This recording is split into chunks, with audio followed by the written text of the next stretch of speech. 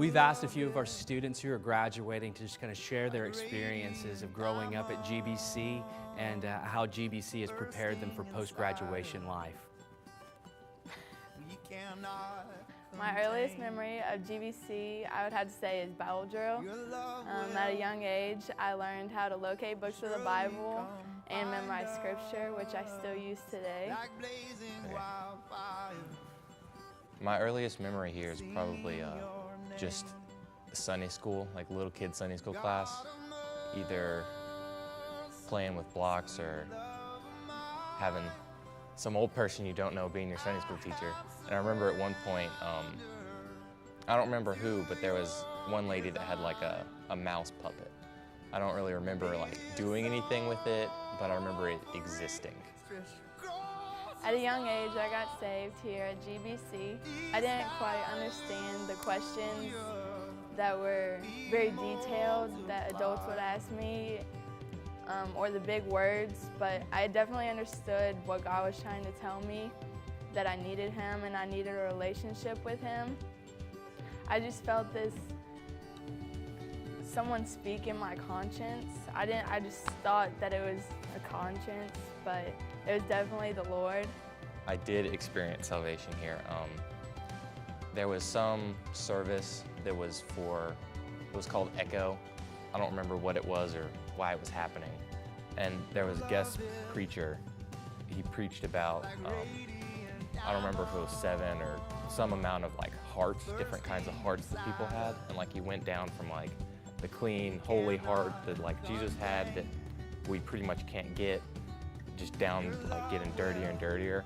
And I remember thinking about that.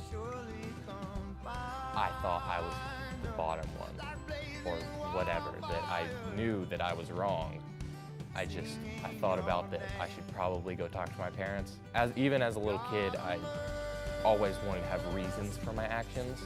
I wanted to figure out like the good things and the bad things and decide about doing that. So as a little kid, the thing I remember that got me to actually go to my parents was thinking that I've always wanted to do the Lord's Supper, just to be able to, on Sunday morning, be able to drink the juice and eat the little cracker. And then that was the tipping point for actually going to my parents.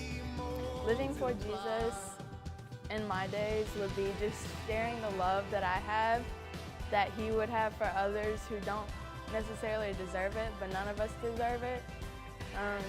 I would say pointing others to Him through my actions and my word, and just letting Him speak through me rather than me trying to speak for myself. GBC has, if not by itself, just the time I've spent here has prepared me for after graduation and the rest of my life. In middle school at some point, around the time when I was just coming to church, but like I was kind of hanging out with the kids in my grade, but they never really included me. And Ben Cal just told me that he pulled me aside one time and he was just, "You just look upset all the time," is what he told me. So that got me thinking about the reasons for doing things here. Like before, the motives, why I'm doing the things I'm doing. And it just came to the decision of whether I was going to do what I'm saying I'm here to do or not.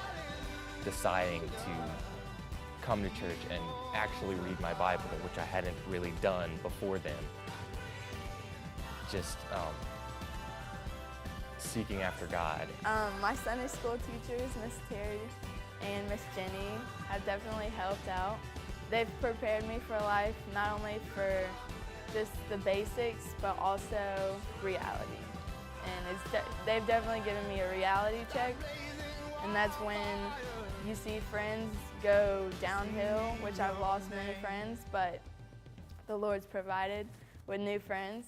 I've never had like a best friend here, but the experiences of not having friends, but still coming to church, as I kept doing that, just coming to church, whether I was going to be included or not, still just coming, I realized that I was going to do as much as I could to be able to lead and influence the other kids' lives. And I knew that I couldn't truly be influential without becoming friends with them first, because if you just say that, like, you try and tell them something, they're not going to listen to you. It's like if you just quoted a Bible verse to somebody, they're just going to completely disregard a quote.